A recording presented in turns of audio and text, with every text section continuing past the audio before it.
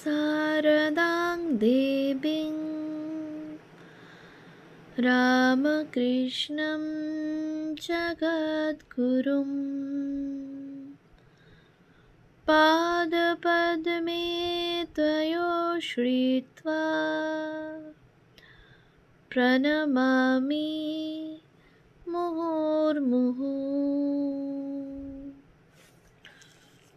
পূজনীয় স্বামী গম্ভীরানন্দজি মহারাজের রচনা শ্রীমা সারদা দেবী গ্রন্থ থেকে পাঠ। পৃষ্ঠা সংখ্যা 160। স্বজন বিয়োগ। শ্রী মায়ের ক্ষুল্লতাত নীলমাধব হাঁপানি রোগে ভুগিতেন। বিভিন্ন সময়ে রোগের হ্রাস বৃদ্ধি হইত।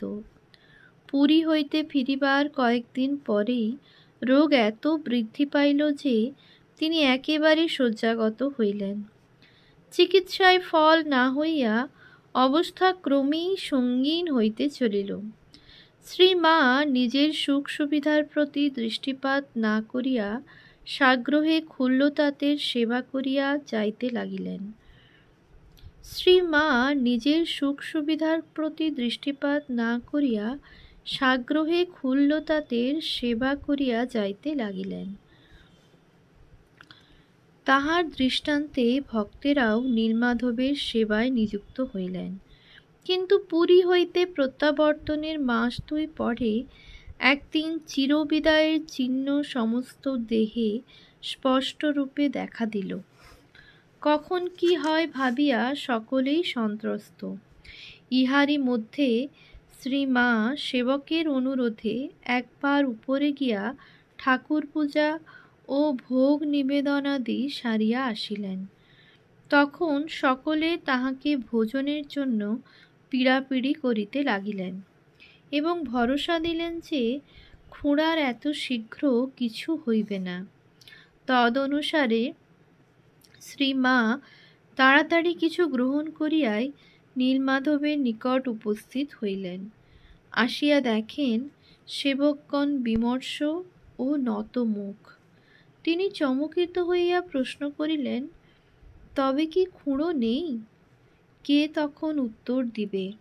অপরের প্ররোচনায় 2টি অন্ন গ্রহণের জন্য খুড়ার শেষ মুহূর্তে শয্যাপার্শ্বে থাকিতে পারিলেন না ভাবিয়া শ্রী মায়ের বদন তখন ক্রোধ ও অনুশোচনায় বিরূপ হইয়া উঠিয়াছে। অত্যন্ত বিরক্তির সহিত তিনি বলিলেন, ও ছাইপাশ খেতে কেন আমায় পাঠালে? খুড়োকে একবার শেষ দেখা দেখতে পেলুম না বলিয়াই কাঁপিতে কাঁপিতে ফোঁপাইয়া কাঁদিয়া উঠিলেন, যেন অবুঝ বালিকা পিতৃহারা হইয়াছেন। কিয়ৎকাল গত হইলে শ্রী মা আপনাকে কোনো প্রকারে সামলাইয়া জনৈক সেবককে মৃতের নিকট বসিতে বলিয়া স্বয়ং উপরে গেলেন এবং নির্মাল্য হস্তে নামিয়া আসিয়া উহা সবের মস্তকে ও বক্ষস্থলে স্থাপনান্তে উভয় স্থলে কর জপ করিয়া দিলেন। তারপর সব যাত্রা আরম্ভ হইল। বাহক তিনজন ব্রাহ্মণ এবং একজন শূদ্র। গোলাপ মা শ্রী মাকে এই অবৈধ ব্যাপার দেখাইয়া বলিলেন, মা, শুদ্ধর হয়ে ব্রাহ্মণের মরা চুলে? শ্রী মা উত্তর দিলেন, শুদ্ধর কে গোলাপ? ভক্তের জাত আছে কি? কাশীমিত্রের ঘাটে লইয়া গিয়া মৃতদেহের যথারীতি সৎকার করা হইল। প্রসন্ন মামা মুখাগ্নি করিলেন। চৈত্র 1311। প্রসন্ন মামা তখন সিমলা স্ট্রিটে একখানি ছোট খোলার বাড়ি ভাড়া করিয়া বাস করেন।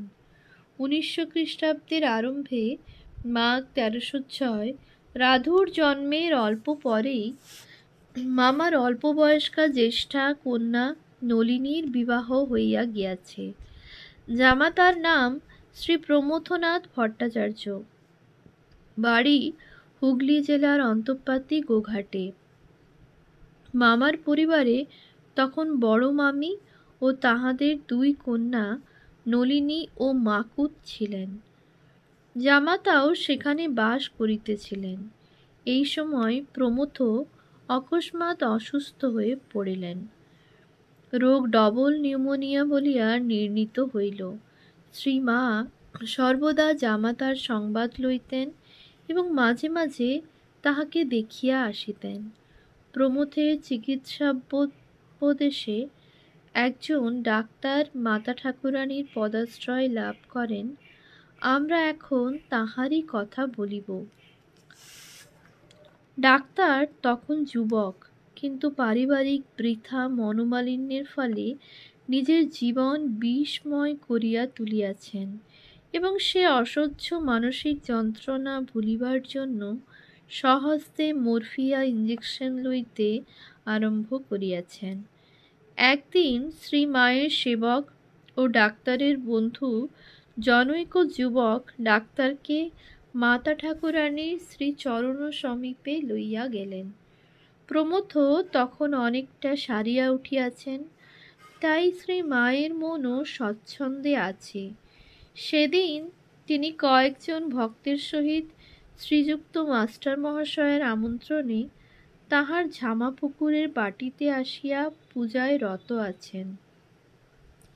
এমন সময় ডাক্তার বন্ধুসহ তথায় উপস্থিত হইলেন এবং শ্রীমায়ের আদেশক্রমে তখনই পূজাগারে প্রবেশ করিলেন। তিনি বন্ধুর হঠাৎ আহ্বানে এক বস্ত্রে বাহির হইয়া আসিয়াছিলেন। মনে করিয়াছিলেন হয়তো প্রমথকে দেখিতে যাইতে হইবে। সেদিন তাহার মধ্যাহ্ন ভোজন হইয়া গিয়াছে। দীক্ষার কথা তখনও পর্যন্ত মনেই উঠে নাই। পথ চলিতে চলিতে বন্ধু যখন দীক্ষার প্রস্তাব করিলেন, তখন ডাক্তার নিজের অসুবিধার কথা বলিলেন, কিন্তু বন্ধু বুঝাইলেন যে এই বিষয়ে নিজের মতামত ছাড়িয়া দিয়া মায়ের নির্দেশ মানিয়া লওয়াই উচিত।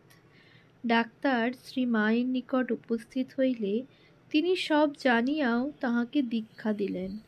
অমনি ডাক্তারের মুখে এক দিব্য জ্যোতি উদ্ভাসিত হইল। চোখের কোলের কালিমা কোথায় চলিয়া গেল, আর মন এক অভূতপূর্ব আনন্দে ভরিয়া উঠিল। সেদিন সকলের সহিত প্রসাদ গ্রহণে বসিয়া ডাক্তার যাত্রাভিমান ত্যাগ করিয়া একই মায়ের সন্তানবোধে অব্রাহ্মণ বন্ধুর পাত্র হইতে অন্ন তুলিয়া খাইয়াছিলেন। ইহাদের এই প্রীতিপূর্ণ ব্যবহার দেখিয়া শ্রীমা বলিয়াছিলেন, তাহারা দুইজনে যেন সহোদর ভ্রাতা। ভক্তদ্বয়ও বলিয়াছিলেন, তা তো ঠিকই মা, আমরা যে আপনারই সন্তান। ক্রমে ডাক্তারের মানসিক অবস্থার এতই উন্নতি হইয়াছিল যে তিনি সমস্ত অশান্তি হইতে মুক্তি লাভ করিয়াছিলেন এবং রামকৃষ্ণ মিশনের সেবা কার্যে ও মঠের সাধুদের চিকিৎসাদি ব্যাপারে যথেষ্ট ত্যাগ স্বীকারপূর্বক প্রকৃত ভক্তের আদর্শ স্থাপন করিয়াছিলেন। বাগবাজারের বাটিতে অবস্থানকালে কয়েকবার শ্রীমায়ের ফটো তোলা হয়।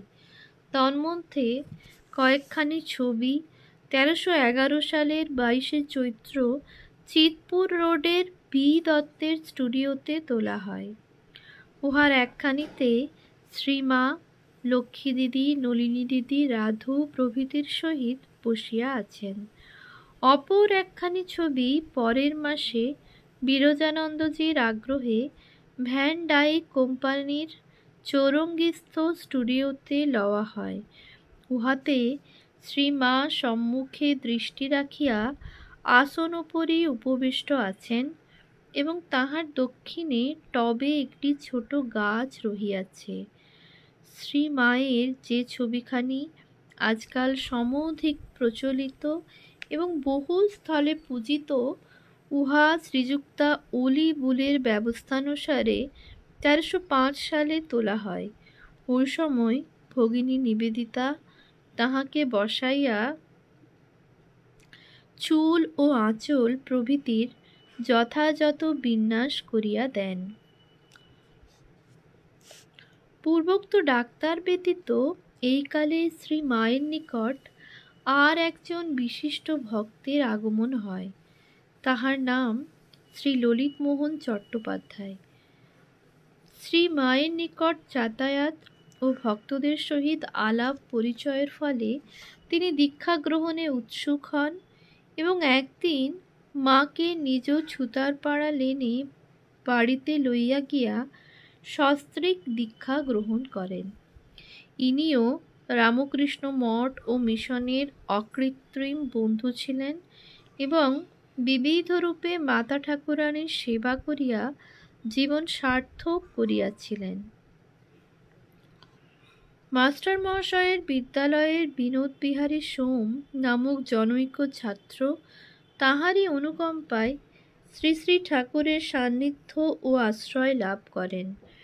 ইনি পরে থিয়েটারে যোগ দেন এবং ভক্তদের নিকট পদ্মবিনোদ আখ্যা প্রাপ্ত হন। সঙ্গদোষে তিনি পান আসক্ত হইয়াছিলেন এবং অধিক রাত্রে গৃহে ফিরিবার সময় অনেক অসংলগ্ন কথা বলিতেন। স্বামী শারদানন্দজিকে ইনি দোস্ত বলিয়া ডাকিতেন।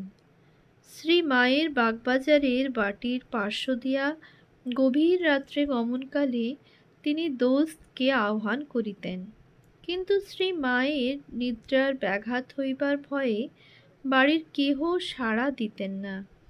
এক রাত্রে ভিতর হইতে কোনো আওয়াজ না পাইয়া পদ্মবিনোদ নেশার ঝোঁকে গান ধরিলেন, উঠো গো করুণাময়ী, খোলো গো কুটির দ্বার, আঁধারে হেরিতে নারী, হৃদি কাঁপে অনিবার, তারস্বরে ডাকিতেছি তারা তোমায় কতবার, দয়াময়ী হয়ে আজি একই করো ব্যবহার, সন্তানে রেখে বাহিরে আছো শুয়ে অন্তঃপুরে, মা মা বলে ডেকে মোর হলো অস্থি চর্মসার, ধ্বনি বর্ণ তান লয়ে 3 গ্রাম বসাইয়ে, এত ডাকি তবু নিদ্রে ভাঙে নাকি মা তোমার, খেলায় মত্ত ছিলাম বলে বুঝি মুখ বাঁকাইলে, চাও মা বদন তুলে খেলিতে যাব না আর, রাম বলে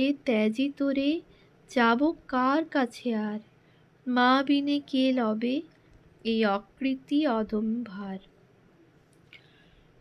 গানের সঙ্গে সঙ্গে উপরে মায়ের জানালার পাখি খুলিয়া গেল। ক্রমে বাতায়নটি সম্পূর্ণ উদ্ঘাটিত হইল। পদ্মবিনোদ তাহা দেখিয়া তৃপ্ত সহকারে বলিলেন, উঠেছ মা, ছেলের ডাক শুনেছ? উঠেছ তো পেন নাম নাও।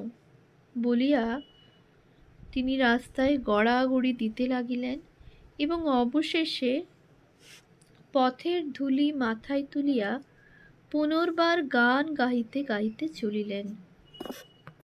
যতনে হৃদয়ে রেখো আদরিণী শ্যামা মাকে, মন তুমি দেখো আর আমি দেখি, আর যেন কেউ না দেখে।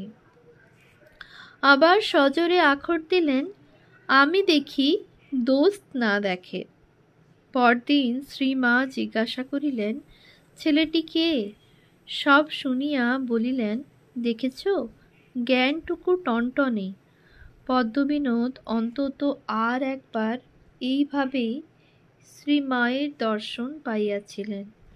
পরদিন ভক্তেরা যখন অনুযোগ করিলেন যে তাহার এইরূপ শয্যা ত্যাগ করা অনুচিত, তখন স্নেহময়ী মা উত্তর দিলেন, ওর ডাকে যে থাকতে পারি নে। অল্পদিন পরেই পদ্মবিনোদ কঠিন উদরী রোগে আক্রান্ত হইয়া হাসপাতালে যান। শেষ মুহূর্তে তিনি কথামৃত শুনিতে চাহেন। ঠাকুরের অমৃত বাণী শ্রবণে তাহার নয়ন কোণে 2 ফোঁটা জল গড়াইয়া পড়িল। আর রামকৃষ্ণ নাম উচ্চারণ করিতে করিতে তিনি অমর ধামে চলিয়া গেলেন। শ্রীমা এই বিবরণ শুনিয়া বলিলেন, তা হবে না, ঠাকুরের ছেলে যে কাদা মেখেছিল, এখন যার ছেলে তাঁরই কোলে গেছে।